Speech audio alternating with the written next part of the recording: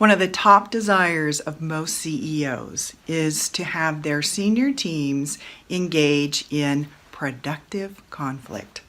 So what does it take to do that?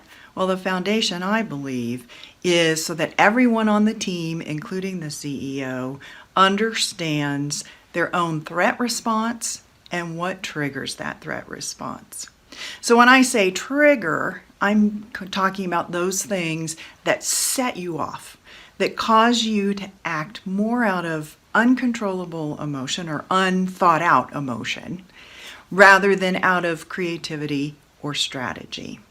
It comes from it's a perceived primal threat. There's no thought involved, and it takes you right into your threat response. When I say that, I mean fight, flight, freeze, or appease.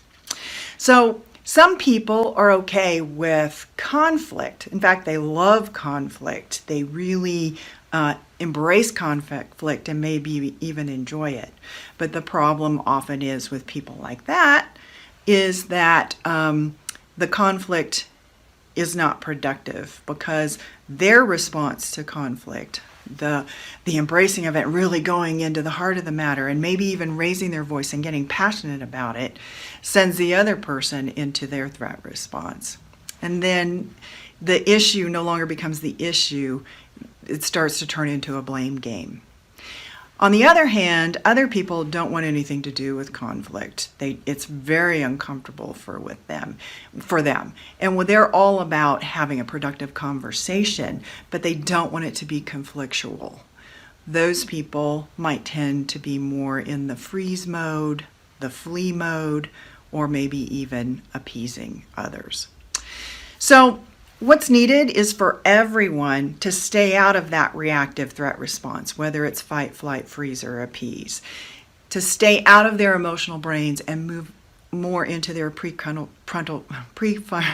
cortex, where they can actually think about what's going on and tamp down that emotional reaction. And one trick to do that, or one tip, is to really be aware of how your body is responding when you're under that threat response.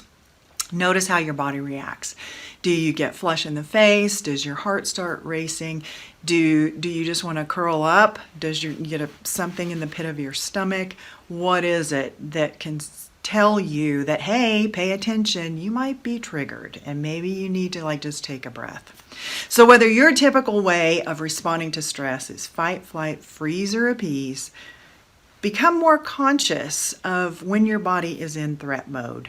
Then you can start to find ways to stay in the conversation in a way that leads to solution, not difficult or broken relationships.